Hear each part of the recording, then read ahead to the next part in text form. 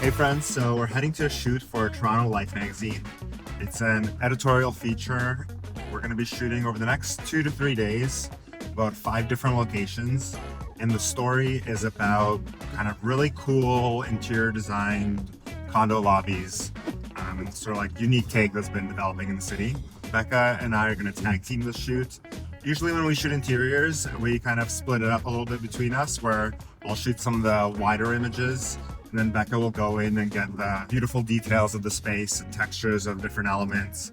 So we want to take you along the shoot, take you through the entire process. We've started getting the sort of like articles about each location.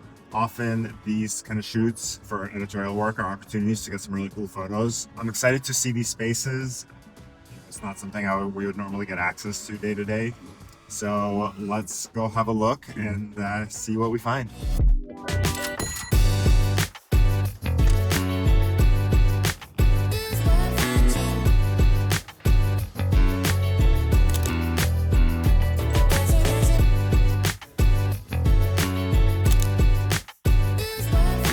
All right, so the first shoot is done. Honestly, this place was really nice. Had a ton of details. There's so much stuff we just dove right into shooting. A lot of beautiful artwork from some artists we're familiar with from the city and growing up here. Really happy with what we got. There was a lot of people, which is something the photo editor really wanted in it, and we were trying to figure out how to like force that, but luckily that was on our side. How about you, Beck? How was that? Yeah, it was pretty good. For me, like, I just haven't shot something like that in quite a while, so it's just about warming up and kind of developing my eye again for those little details, which, like, I'll be honest, when I've done that in the past, it's just like when we've had the space to ourselves with not a lot of people, so you always feel like a little bit awkward getting up and to people's business. But thankfully these were all like young people, and they like seemed to not even notice I was there for the most part, which was great. Looking forward to seeing what the next space is like. Looking forward to seeing what all the spaces are going to be like, just in comparison to one another, and just see like the kind of different designs that these different studios sort of develop for all these condos around the city. On to the next one. So we just arrived at the second location. We're going up.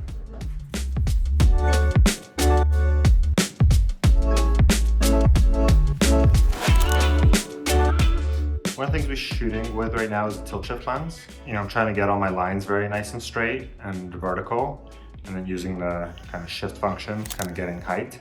Sometimes I'll kind of shoot the top of an image and then the bottom of an image, and then we'll stitch it together later in Photoshop. And that kind of creates these, it's a 24mm lens, but the photo ends up feeling a lot wider while still having the kind of distortion and compression of a 24mm lens.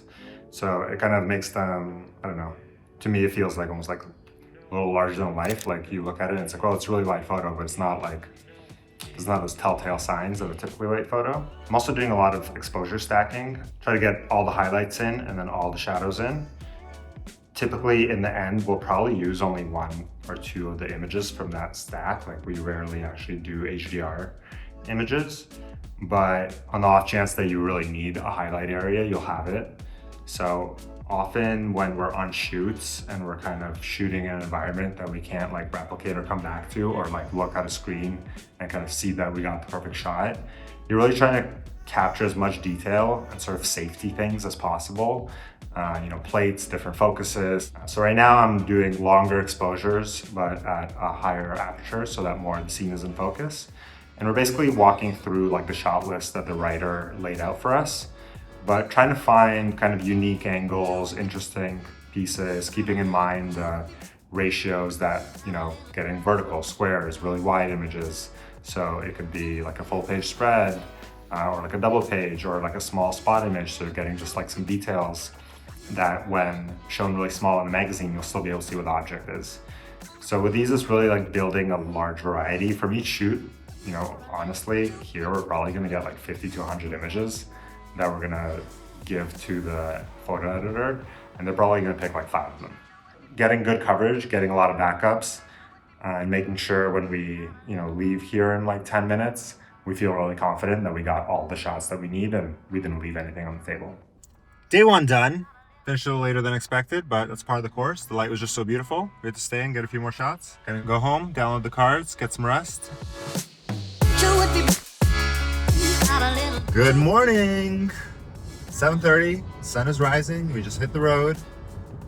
We had some developments over the course of yesterday evening. One of the spaces we're supposed to be shooting today is not quite ready for photography, so the editor has struck it from the article. So we're officially halfway through the shoot then. And excited to see, apparently there's some nice light here in the morning. So let's check out the first place. Enjoy this beautiful drive.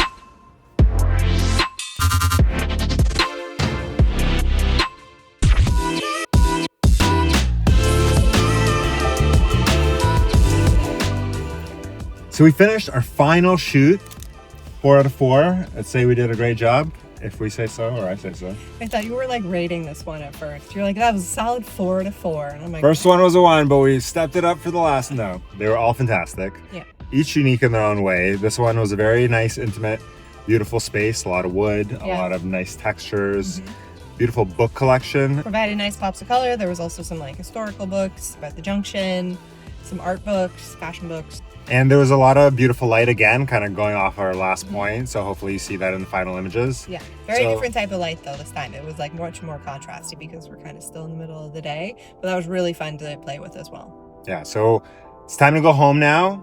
Maybe go for a walk with the beautiful weather we're having. And then get a web gallery together so the photo editor can make their final selects. So let's go and put that gallery together. Now it's time to get comfortable, settle in, and make all the selects.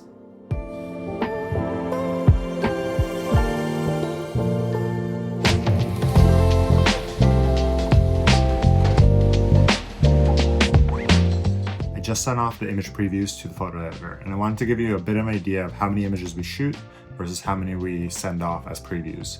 So across the whole shoot, which was 2 days long and 4 locations, we shot 2,909 individual frames. Out of all those images, we did the main selects, like I stitched together. All this process took quite a bit of time, probably close to 2 days. I try not to edit the photos too much before sending them out, because it's very time consuming and most of them won't end up getting used. But at the same time, you know, if you kind of tweak them a little bit so that the photo editor and whoever else working with them can sort of imagine what they might look like when they're done, I think it helps sell the pictures a little bit. So there's always a little bit of tweaking happening. So I'm curious to see, you know, I'm not exactly sure how long this article is, but it's multiple pages long. So I'm curious to see how many actual images they select. And you can see it really starts whittling down. And this is also one of the things that I think a lot of photographers struggle with when showing work, is they're not great at editing down their images. So you go and you do this big shoot and you want to show all the images, but really you need to show those 5-10 images that are really awesome and stand out, where everything comes together. You don't have to show your full shoot because often the weaker images will kind of just drag that down. I'm gonna go have some lunch while I wait for the selects to come through probably in a couple days. All right, so we just got the selects for the final images that are gonna make it into the article. So for reference, we submitted again we shot 2,909 frames, with a caveat that there's brackets and all that stuff. Then we put together a web gallery of 272 final potential images. And ultimately, for this article, 27 final images were selected. I think about 25 are actually going to be in the article, with a couple extras for web, which sometimes happens. So now it's time to get down to business and edit all those photos. Got some snacks, got some podcasts, got some books, and it's going to take a while, but I really like editing interior photography, so count me in.